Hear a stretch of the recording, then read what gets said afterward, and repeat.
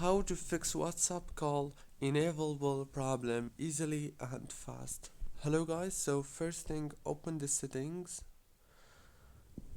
Now this is the settings page on my phone, so you have to go now into the wireless and networks and then go to the Wi-Fi. Now on this page you have to disable the Wi-Fi and enable it again after a few seconds. And after that you have to go back, go to the apps manager on the settings.